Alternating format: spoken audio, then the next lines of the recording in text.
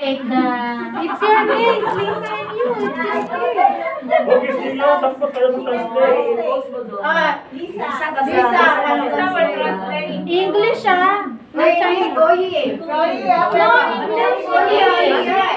Chinese so that they can Okay, understand because you already understand in Filipino. I can understand.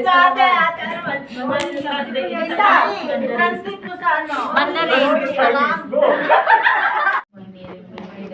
Wala lahat sa akin.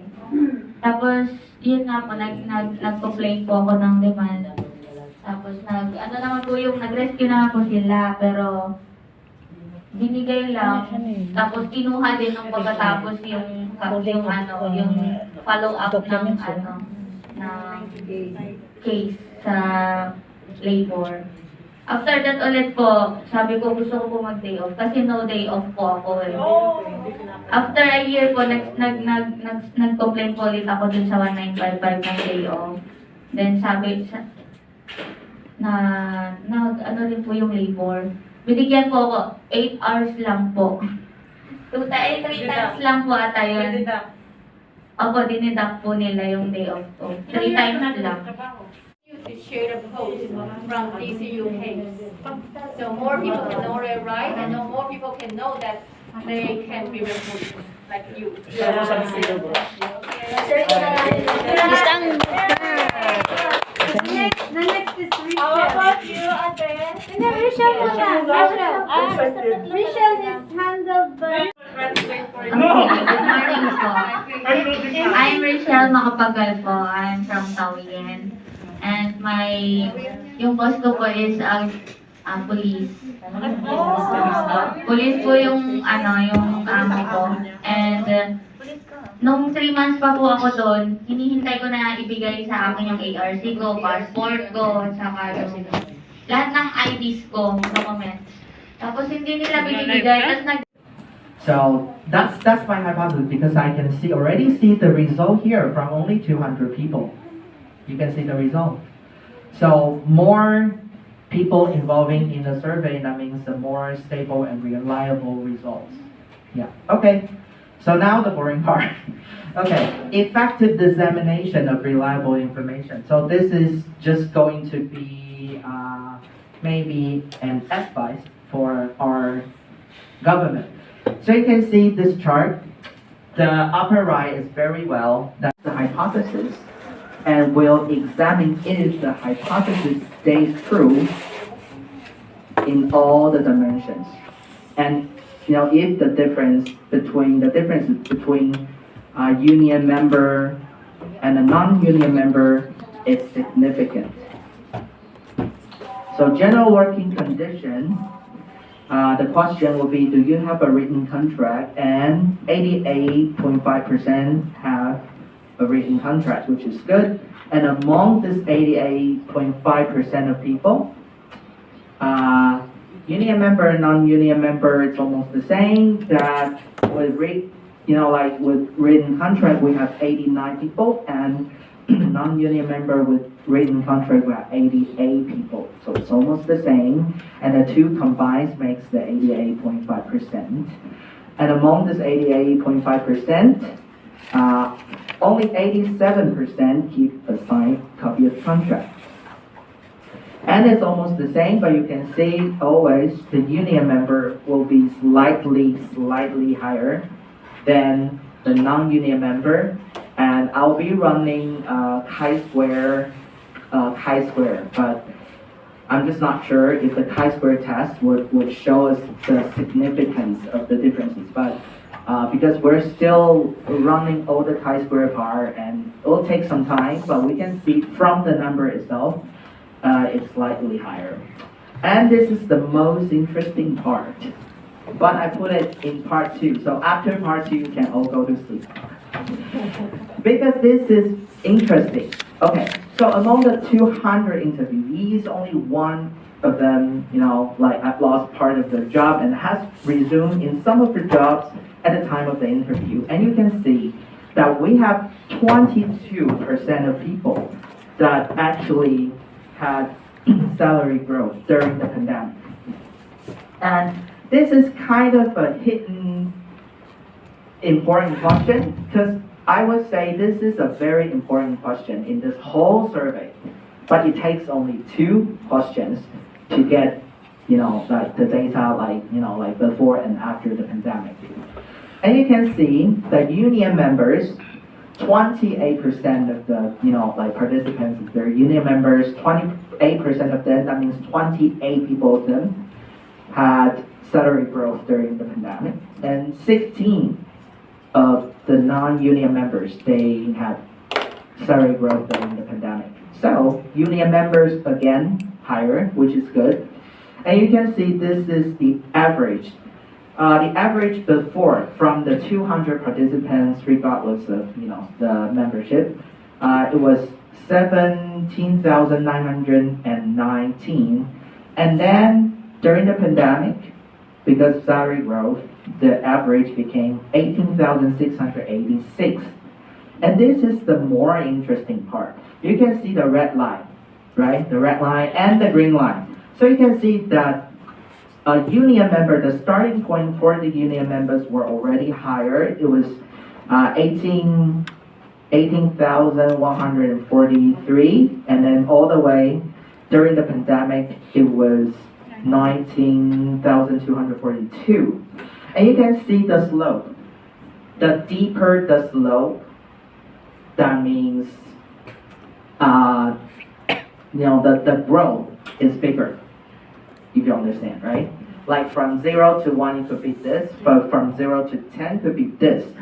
So the average, the beginning point and the end point were already higher, and then also the growth is bigger. So that means being a union member could benefit for workers when it comes to negotiating for the salary. And you can see that the average growth would be, for those who had salary growth, would be 4.3%. That means for every $100 that you earn during the pandemic, it would be 104. But for the union members, it's 6.1%. So, and for non-union members, it was only 2.6%. So again, why talking about salary is because you can see that during the pandemic, the economy is like there is a huge impact on the economy, but still the salary grows, right? So that doesn't mean prosperity for like all of us, like happy ever after. That doesn't mean that. That means you already should have the salary like that high, because people can actually afford, right? So because I know every time when we're mentioning about we want to salary, we want to raise our salary, and people will say some of the employers they can't afford, and then like there are a lot of people that can't afford. But of course, yes, there are people that can afford, and I personally know people that can't even afford a smartphone. So yes, there are people like that, but I would say that they're using it as an excuse, because when it comes to time, like this pandemic, we can see workforce shortage. So when the employers they want to keep you staying, they have to raise the salary. So if they could already offer that much, and then also, during the pandemic, this shows that they think that your work actually worth the money. So it was already. It should have been like that already. Like the hard work, the hardship, and should already like worth that much. But somehow they just gave you like $17,000. So this is an evidence that actually we should talk to Michael, and then we should enlarge the research only about the salary part. Like this is my idea. Like we should do a survey including more people, the scope could be bigger, like maybe 10,000 people, I don't know, just more is better. And then salary, when this person first came to Taiwan, all the way to before, and also traffic, transportation ban, because there's no such thing. You can still take MRT, take buses. So we have 3 wrong answers and we have 8 correct answers. So the group from the upper right, close to the very well corner, that means they get all the answers right. No wrong answers, 8 correct answers. And all the way to the bottom left, that means very poor. That means you didn't say anything correct and you say all things wrong. So you can see that it could be quite even, but you can still see the red dots from union members are leaning towards upper right, and the green will be more distributed towards the lower left. So that means union members do know the rights, because they probably they have more channels of receiving information, and then also they're following the page, like the union page, so they get correct information. So this is one of the example. And this, do you know if the government has national assistance relief programs to address the negative impacts of the pandemic in the country where we work? This is only the do you know, yes or no. That's it. Yes, no. Okay, so actually there is assistance and relief program. Okay, so the correct answer should be yes, but most people say no.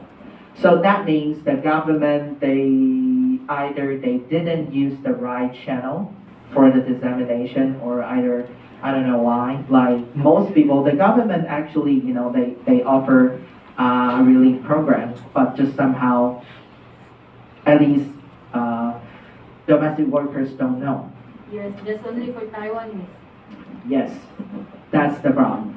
So do you know the government has Okay, so union members said yes, 51, and non-union member 35 said yes. Okay, so yes, we have 51 union members that says yes, so that's the correct answer, and we have 49 that said no, so that's the wrong answer. And you can see that because like say yes, that's correct, right? So non-union members have the wrong answer. The blue one is the wrong answer. So non-union members significantly, like differs from union members. Yeah. Okay. Yes. No. No. Yeah. No. Okay. So none. 65 versus non-union members blue, and no. See the no part. So non-union members significantly higher than the union members. 65 versus 49. Okay, do you receive regular information about COVID-19? Most people do.